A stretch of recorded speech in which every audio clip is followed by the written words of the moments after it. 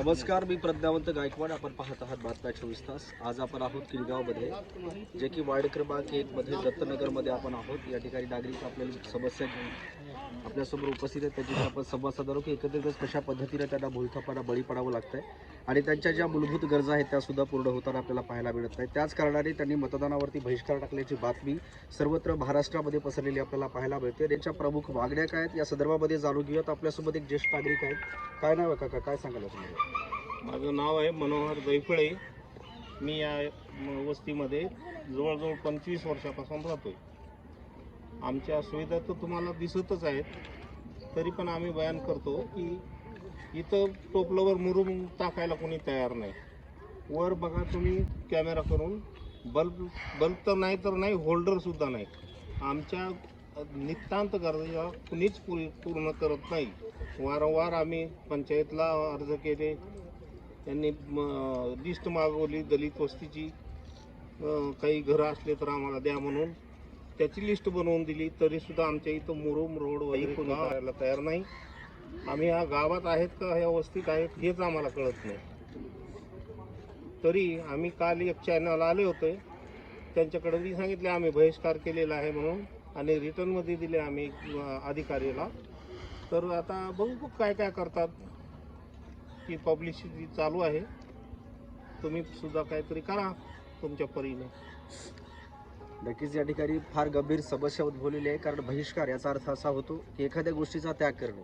मतदान हा संविधानाने दिलेला मूलभूत अधिकार असताना सुद्धा ही लोक जर एवढा मोठा त्याग करायला तयार असतील तर ही समस्या ही फार मोठी आहे.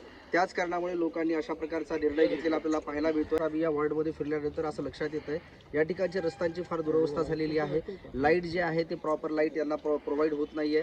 त्याचबरोबर त्या पाण्याचा प्रश्न आहे. तर त्यांच्याकडून आम्हाला असं सांगण्यात आलंय की 15 दिवसाला एकदा पाणी येतंय आणि ते पाणी सुद्धा पूरक येत नाहीये. 15 ते 20 मिनिटं फक्त पाणी आल्याची प्राथमिक माहिती सुद्धा नागरिकांकडून कळालेली आपल्याला पाहायला मिळते. त्याचबरोबर ज्येष्ठ नागरिकांना कशा प्रकारे या रस्त्यावरून प्रवास करताना त्रास होतोय आपण जाणून घेऊयात. आपल्यासोबत एक ज्येष्ठ नागरिक आहेत. काका, तुमचं फार वय झालंय, एकंदरीत त्याच्या रस्त्यावरती चालत असताना तुम्हाला कशा प्रकारचा अनुभव येतो? ना पाणी नाही, चला एक काही पाऊस पडले की इकडून रोडवरून घरला गेले होत नाही. हा रोडच आम्हाला करून द्या म्हणाला, दुसरं काय नाही. तुम्ही जर पाहिलं तर प्रामुख्याने या ठिकाणी रस्त्याची मागणी केली जाते. त्याचबरोबर आपल्याकडे युवा वर्गातून सुद्धा उपस्थित आहेत, जे युवा नेतृत्व आहे त्याच्याकडून सुद्धा जाणून घेणार आहोत. त्याचबरोबर आपल्यासोबत ज्येष्ठ नागरिक आहेत, महिला सुद्धा आहेत. मोठ्या प्रमाणामध्ये म्हणजे समस्या मांडण्यासाठी आपल्याला बहुसंख्य लोक या ठिकाणी आलेले पाहायला मिळत आहेत. एकंदरीतच मतदानावरती बहिष्कार ही फार मोठी घटना आहे. त्याचबरोबर अहमदपूरला जाऊन त्यांनी त्या प्रकारचं निवेदन सुद्धा दिलेलं आहे. आणि बघूयात आपण की कशा प्रकारचं या ठिकाणी नागरिकांमध्ये आणखी समस्या आहेत, जाणून घेऊयात. आपल्यासोबत आहेत, काय नाव आहे तुमचं? रविवार. तर काय समस्या एकंदरीत तुम्हाला उद्भवलेली पाहायला मिळते? इथं समस्या पाणी आणि रोड. आज 30 वर्षापासून इथं कुठलीच काही सुविधा नाही.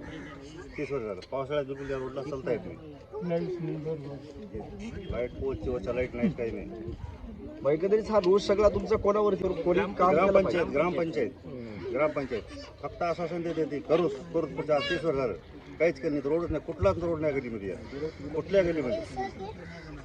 तर ग्रामपंचायतला तुम्ही अशा प्रकारची मागणी केली आहे का कधी? मागणी केली, बहिष्कार टाकण्याच्या अगोदर कधी? त्यांना लेखी दिले, सगळे दिले आम्ही. प्रत्येक मागणी केल्या ग्रामसभेला, करूच पुढे टाकला. 30 वर्ष झालं फक्त आश्वासन देते, काम नाही कुठलं. मग या बहिष्कारावरती तुम्ही ठाम आहेत का? बिलकुल ठाम. प्रामुख्याने मागण्या ज्या आहेत तुमच्या पूर्ण झाल्या तर तुम्ही मतदानाला तयार होणार आहेत काय? मागण्या पूर्ण झाल्याच्या आम्ही मतदान करणार नाही.